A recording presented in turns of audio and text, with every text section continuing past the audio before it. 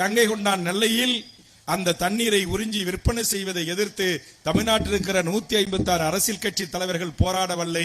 வேல்முருகனாகிய நான் தான் உங்கள் தென்பாண்டி சீமைக்கு வந்து என் தமிழ்நாட்டிலே உற்பத்தியாகி தமிழ்நாட்டு மக்களுக்கே பயனடைகின்ற என் தாமிரபரணி தண்ணீரை முழுவதுமாக அமெரிக்கா பெரும் நிறுவனங்கள் உறிஞ்சி எம்மிடத்திலே கிண்லியாவாக, அக்வாஃபினாவாக, செவனப்பாக, மிரண்டாக, பெப்சியாக விற்பனை செய்வதை நான் அனுமதிக்க முடியாது என்று போராடி அந்த நான் யார் உள்ளிட்ட 15 பேர், ஜெரோன்குமார் உள்ளிட்ட பல தோழர்கள் மண்டை உடைக்கப்பட்டு ரத்தம் சிந்தி அது செய்திகளாக வந்து மறுநாள் அதற்காக மதுரை உயர்நீதிமன்ற வழக்கறிஞர் பெருமக்கள் பொதுநல வழக்கு தொடுத்து தொடர்ச்சியான சட்ட போராட்டங்களுக்கு பிறகு தாமிரபரணி தண்ணீர் கங்கை கொண்டானில் கோடிக்கணக்கான மில்லியன் லிட்டர் நாள் ஒன்றுக்கு உறிஞ்சது தடுக்கப்பட்டது யாரால் என்று சொன்னால் தமிழக வாழ்வுரிமை கட்சியினால்.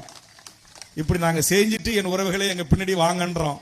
ஆனா சில பேர் வாயால பேசிட்டே எங்க பின்னாடி வாங்கன்றோம்.